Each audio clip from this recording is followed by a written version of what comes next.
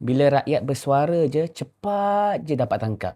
Mereka cari sampai lubang cacing, sampai lubang biawak. Sedangkan mereka bersuara sebab nakkan kebaikan dan menuntut janji-janji manis yang telah ditaburkan sebelum mereka jadi pemimpin. Tapi bila ada akon fake yang mencela Sultan di negara Pasir Berdengung, pihak atasan kata mereka pakai akon fake, sukar untuk dikesan. Macam pelik kan? Itulah dia cerita suka duka di negara Pasir Berdengung. Semestinya negara Pasir Berdengung tu sangat unik cara pentadbiran dia.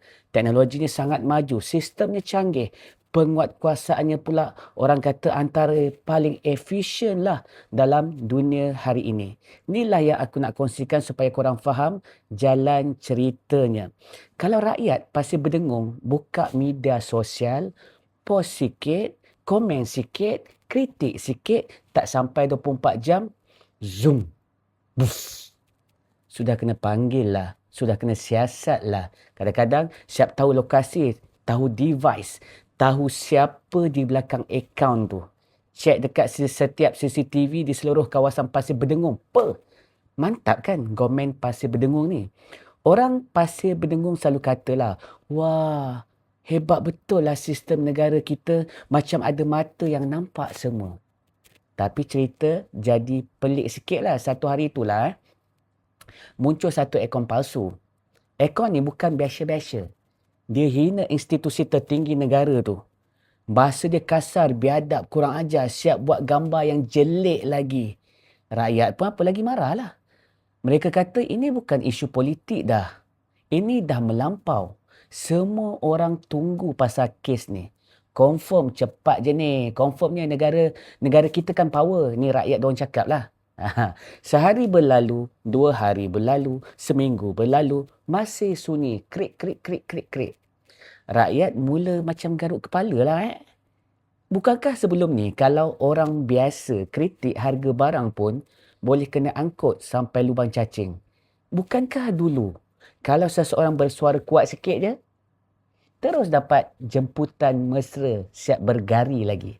Tapi sekarang akaun palsu jelas-jelas tau, hina, terang-terang depan mata. Tiba-tiba sedang disiasat. Rakyat Pasir Berdengung mula berfikir atau mungkin mula nampak. Adakah sistem tu sebenarnya tak cukup hebat? Atau sistem tu hebat tapi pilih masa untuk jadi hebat? Macam mana Kalau nak cari orang biasa, laju je. Kalau nak cari suara yang tak setuju, pantas. Tapi bila datang akaun palsu yang entah dari mana, tiba-tiba jadi macam rumit. Pelik kan? Orang kampung mulalah sembang dekat warung. Bukankah mereka kata semua data ada? IP ada, lokasi ada, log semua ada. Kalau semua ada, kenapa susah sangat kes ni? Ada yang jawab perlahan lah. Mungkin bukan tak boleh cari. Tapi tak semua benda nak dicari dengan cara yang sama. Ini bukan cerita tentang teknologi. Bukan cerita tentang undang-undang. Ini cerita tentang konsistensi. Kalau betul tajam, tajam untuk semua. Kalau betul adil, adillah untuk semua. Bukan tajam bila kena pada satu pihak saja dan tumpul bila kena pada pihak yang lain pula. Negara Pasir Berdengung ni sebenarnya hebat. Rakyat dia bijak. Bijak. Sebab tu mereka tak tanya banyak. Mereka cuma tanya satu benda je. Kenapa bila A boleh. Tapi bila B jadi lain cerita. Dan soalan tu tak perlukan jawapan yang panjang. Cukup dengan satu perkara.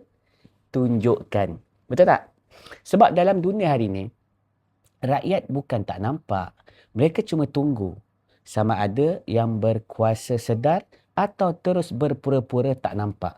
Ini cuma cerita negara Pasir Berdengung. Kalau rasa macam korang macam pernah dengar. Kan macam pernah dengar. Itu mungkin kebetulan kot. Atau mungkin tak juga. Kalau ada rasa cerita ni kena dengan sesuatu, korang share, simpan, save bagi orang lain dengar. Sebab kadang-kadang cerita paling kuat bukan secara yang menjerit, melalak-melalak. berguling-guling dekat jalan, tak. Tapi yang tenang, tapi tepat kena sasaran macam anak panah. Ha. Ingat, apa yang paling penting? La ilaha illallah Muhammadur Rasulullah. Ini baru betul.